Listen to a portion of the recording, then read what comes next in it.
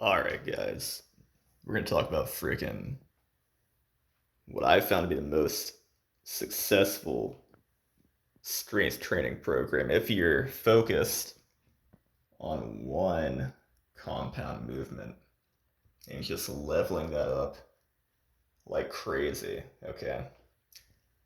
Now, I haven't failed to find where I found this method, but I recall reading like a PDF of an old book from like the frickin' 40s or something, where a trainer was talking about this, and he called it two steps forward, one step back.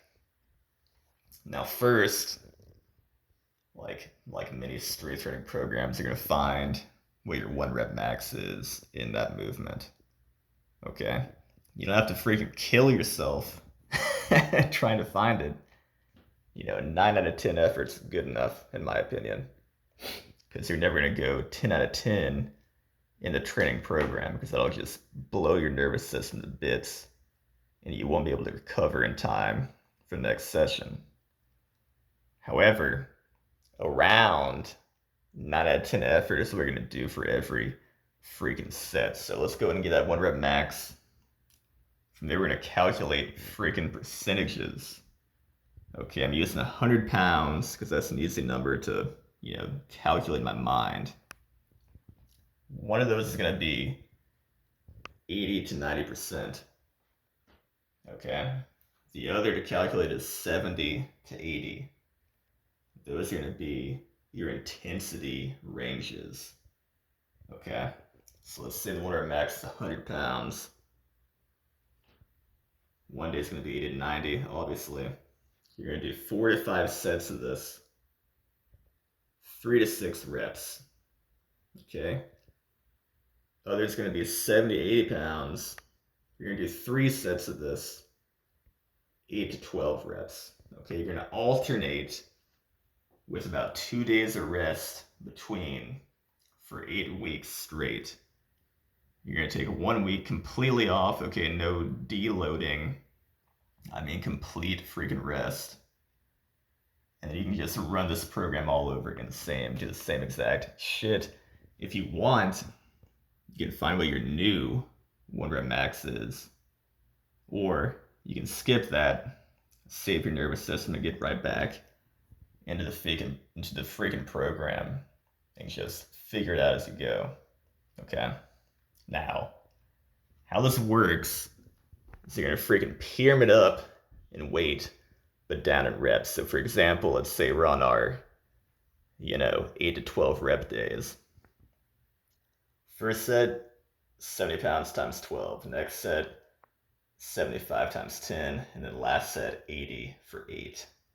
Okay, that's like the ideal day, essentially, for that rep range. Now, performance on one set will dictate what you do on the following set. Okay, so for example, let's say you got 70 pounds times 12, and it was freaking so easy. Maybe like a freaking 7 out of 10 effort. Then go ahead and add 10 pounds for your next set rather than the usual 5.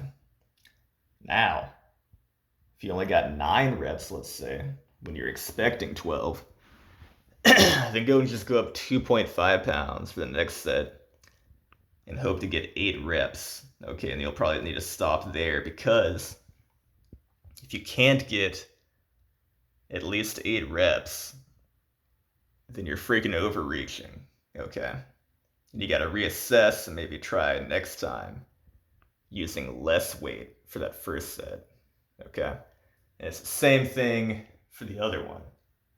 For that freaking 4 to 5 set, 3 to 6 rep range. Same exact shit. Start with something and do 6 reps with. Okay. Add some weight. All right. Next time you might hit like 5 reps or you might hit 4. Okay, we'll see what happens. I wouldn't put 4 to 5 sets here because I find this one is usually the one where you'll hit that 3 rep range quickly. Once you hit 3 freaking reps, you're done. Okay, if that's freaking 9 out of 10 effort, you're good to go. Okay, you can stop at like 4 sets or whatever. All right, but if you find you're only doing 3 sets That's not enough volume. You gotta go down in weight next time, okay? Pretty freaking simple.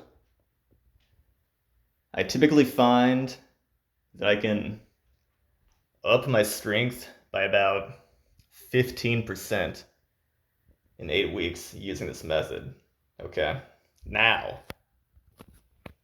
the only problem with this is it might grow stale quickly, okay? If you're only doing one freaking movement for 8 weeks straight, you might get a little bored, okay? Your nervous system might get so locked in that your progress will slow down, but that's fine. Take that 1 week off, get right back to it, but don't expect the same results as that first training block, okay? Results are going to be a little bit less each time you do this, all right? But one thing you can do, let's say if you find you really stagnate and cannot progress, and you already took your freaking rest week, your deload, whatever, is then shock the system with volume, okay? So what I mean by that is you can look back about 5 days ago, I did this with the 15 millimeter pull-ups. I've done, I think, like 9 reps of those before in one single set, and that was like pretty much 9 out of 10 effort. So what I did was I essentially cut that number in half. Now, 4.5 reps is bullshit. Maybe I'll do half reps. Okay, so I went ahead and rounded up to 5. Okay, and what I freaking did, guys, is I did 12 sets of freaking 5 with about 5 minutes rest. And 5 minutes rest is what you should be getting for pretty much between all these sets, no matter what day you're doing. 5 minutes is a golden number. That should be plenty of time to replenish your ATP. And if for some reason you're not finding that's enough, I don't know what's wrong with you. Maybe you need to eat more or something, or how you can maybe get some sugar or caffeine in the middle of that workout. Sometimes I'll snack on like sugary cereal if I'm feeling my energy levels are low, I'm not recovering well, or like honey in like a green tea or something. But 5 minutes should be enough. Okay, do that kind of shit, shock your system, take a few days off, and get right back into this freaking program. Okay, I guarantee you'll make some freaking gains, okay? Especially if you're like me, you like to focus on one thing at a time. Now, if you're not the kind of person that wants to do just one exercise at a time, don't do this program, okay? Do something else.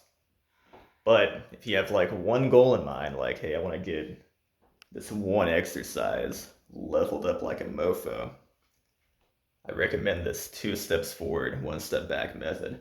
And I wish I could find the freaking book. I swear, it was like 4 years ago or something. And it was like a really old freaking PDF version of this book. And I was like, huh, that's pretty interesting.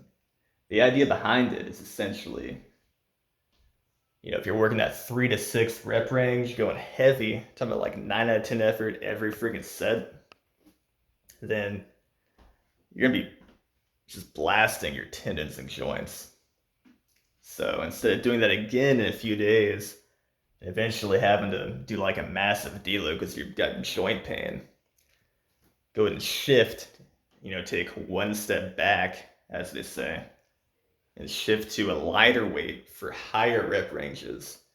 That way you can get all kinds of blood flow in the muscles to give those tendons and joints a break, and also pump blood in the area for like active recovery. And you're also getting a little bit of hypertrophy action, okay? So that's the idea behind it. Anyway, hope that helps anybody out there. This is what I'm gonna be doing for freaking hangboarding, essentially. I'm not gonna follow it strictly because I'd rather just climb outside. That's like the best thing to do to get better at climbing. It's just literally doing it. You can't really replace actually climbing on real rock. But when it's raining, or when I don't have time to go to the gym, I'm definitely gonna be doing this at home. Okay. Again, not gonna be able to do it strictly because when it's nice and not wet outside, I'm gonna be freaking rocking that rock, you know what I mean? But this is essentially my style of training that I wanted to share. Anyway, peace out. If you have any questions, let me know.